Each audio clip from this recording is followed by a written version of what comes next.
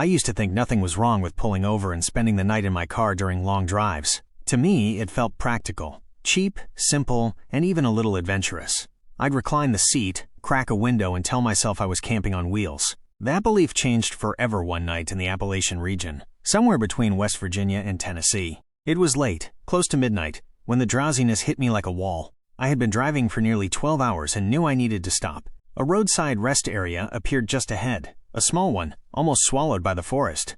Only 2 vehicles were parked there, a semi-truck at the far end, and a dusty sedan beneath a flickering lamp. I pulled in under a tree, away from the lights, telling myself I'd get better sleep in the shadows. I locked the doors, left the key in the ignition, tilted my seat back, and closed my eyes. For a while, everything was silent, just the steady hum of crickets outside.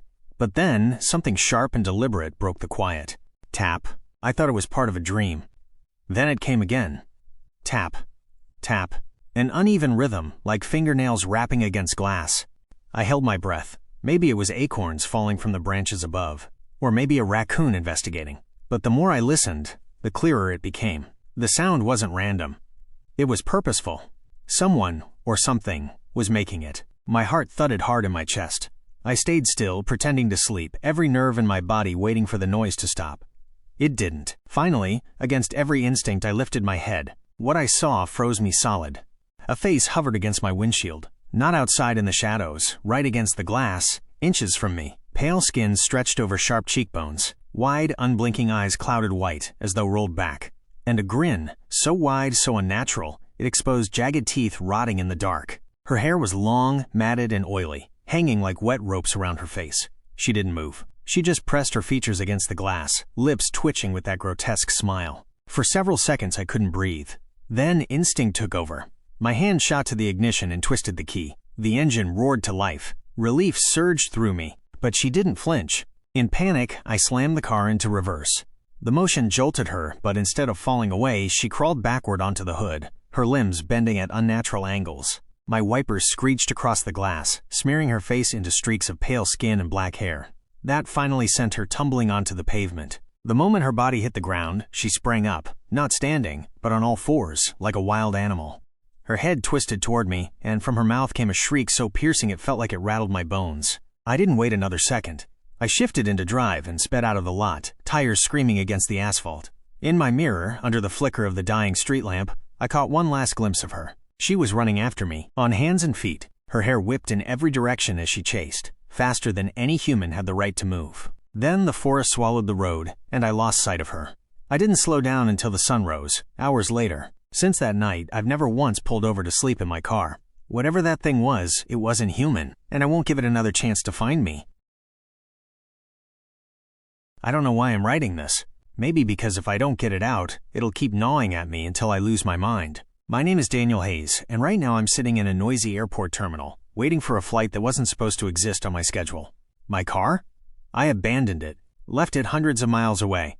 I'll pay whatever it costs to have it shipped back, because I'm never going near that stretch of road again. The trip started as a way to clear my head. I'd been through a rough breakup, and the idea of crossing the country alone seemed like the perfect reset button.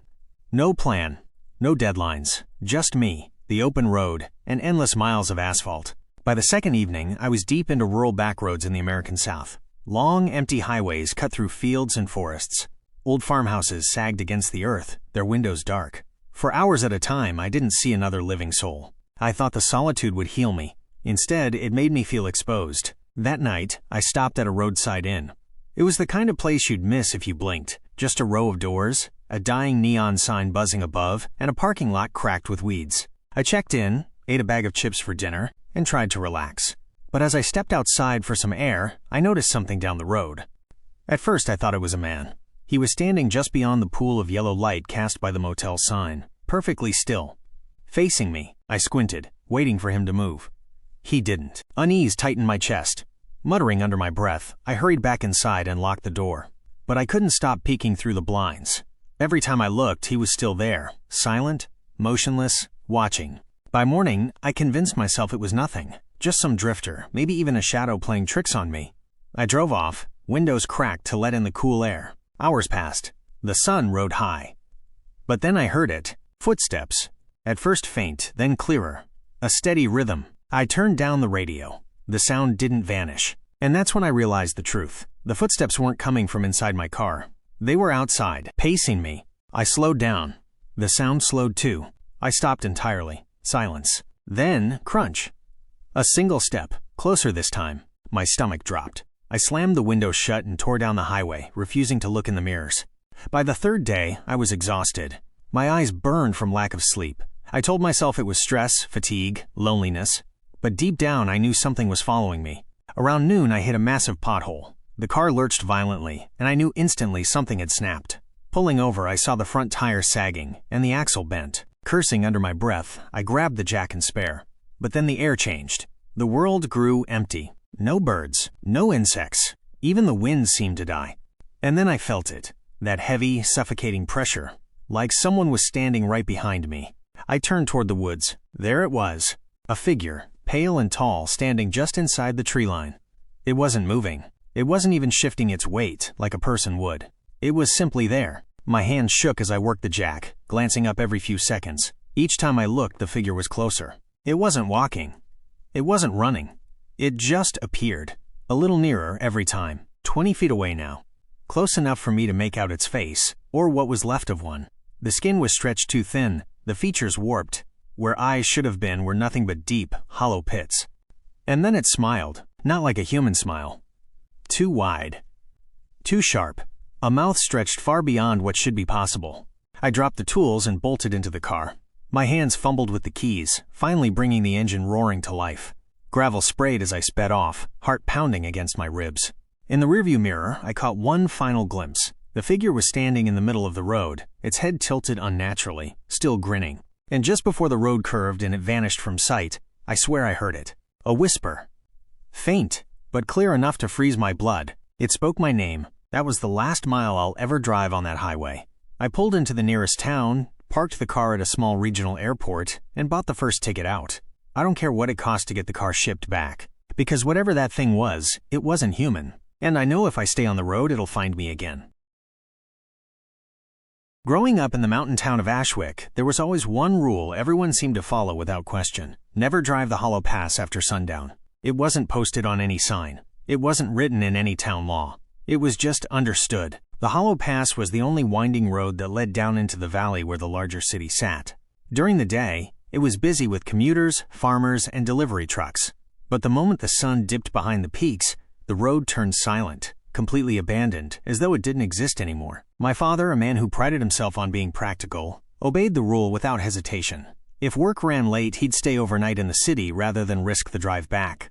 When I was younger, I once asked him why. "The road belongs to other things at night," he muttered. That was all he ever said. I thought it was just superstition, until my brother decided to test it. Ethan had always been reckless, brushing off our town's old stories as mountain nonsense. When he finally got his driver's license, he treated the Hollow Pass like his personal racetrack. He bragged constantly about speeding through its hairpin turns, swearing the rules were just fear-mongering from a bunch of old people who hated fun. My father's warnings only fueled him more. Their arguments usually ended with slammed doors and Ethan peeling away in our beat-up sedan. Everything came to a head one autumn night. Ethan announced that he was driving down after dark to pick up his girlfriend, who worked a late shift in the valley. "You'll regret this," my father said quietly, his face unusually pale. "Relax, Dad. Headlights exist for a reason," Ethan shot back, grinning as he grabbed the keys. That was the last time I saw him smile like that. Hours later, the phone rang at our neighbor's house, the only family nearby with a landline. Mr. Grant hurried over to bang on our door, telling us Ethan's car had broken down halfway down the Hollow Pass. He offered to drive me there since my father refused to move. "I told him," Dad said, his voice heavy. He didn't budge from his chair. I was furious. I didn't understand how he could leave Ethan stranded, so I went with Mr. Grant. The moment we passed the last row of houses, the world outside the windshield seemed to collapse into pitch-black nothingness. There were no stars, no moon, no glow of the valley below. Just an oppressive darkness pressing against the glass. "Shouldn't we use the headlights?" I asked nervously. "No," Mr. Grant said firmly. "Light calls them." He didn't explain further. Eventually, faint hazard lights flickered in the distance. Relief washed over me as I spotted our old sedan parked crookedly on the shoulder. But Ethan wasn't inside. Only a girl sat in the front passenger seat. Her face was pale, her eyes unfocused, like she was listening to something I couldn't hear. "You okay?" Mr. Grant called out. Slowly, she turned her head. Her lips parted as if it hurt to speak. "Are you here to take us back?" A chill ran down my spine. "Us? Where's Ethan?" I demanded. Her trembling hand lifted and pointed down the road, into the endless black. Mr. Grant cursed under his breath. "Stay here," he told me. Then he stepped out, leaving the keys in the ignition.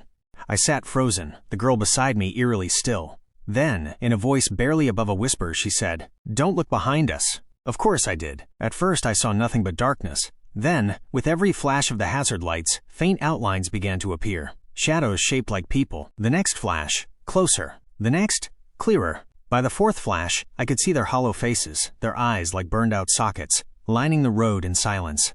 There were 6 of them, and they were walking closer. Before I could scream, the driver's side door yanked open. Mr. Grant shoved Ethan's unconscious body into the back seat and barked at me. "Drive, now!" I stomped the pedal, and the car lurched forward. As we wound back up the mountain, the car felt unnaturally heavy, like we were dragging something unseen. Ethan groaned faintly in the back seat. I almost turned to check on him, until Mr. Grant grabbed my wrist. "Don't look," he warned. His voice trembled. "Not until we're home." The car shook violently, as though something, or several somethings, were clawing at it.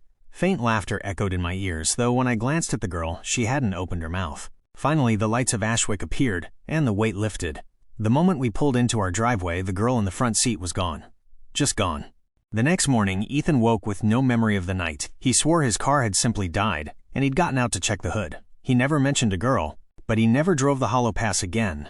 Years later, when a new highway was built that bypassed the old road entirely, he told me something that still keeps me up at night. "I still dream about that night," he admitted quietly. "I'm always behind the wheel of a bus. I take a corner too fast, and I know I can't make it. I jump out, but behind me they keep screaming." Are you seriously suggesting this? Yes, it's the only shortcut to the lake, unless you want to waste 3 more hours. You mean that cursed stretch people disappear on? Rumors. That's all they are. My cousin delivers lumber past there every week. He's alive, isn't he? I shut off the radio before the argument could spiral further. Gabby sighed from the driver's seat, her knuckles white against the steering wheel as she stared at the van in front of us. They'll bicker until sunrise if we let them. Brian doesn't believe in anything he doesn't see with his own eyes. Becky reads one scary story online and thinks it's gospel truth. Should I switch it back on? I asked. No, silence is better. I leaned against the cold window, staring at the supplies piled in the back seat. Gabby groaned. Stop looking back there like that. Feels like someone's sitting behind us. Sorry, I muttered. We were headed to Lake Arborton for 3 days of camping, hiking, and arguing about who would cook. I thought I'd nap, but unease prickled the back of my neck. Even before we reached it, I could sense it. Black Hollow Road. By dusk, both cars had stopped in front of a battered metal sign, barely clinging to its post. Brian, already grinning, shoved a marker into my hand. "Tradition," he said. "You gotta sign it before we drive through." The rusted plate read in flaking red paint. "Warning, you enter Black Hollow Road at your own risk.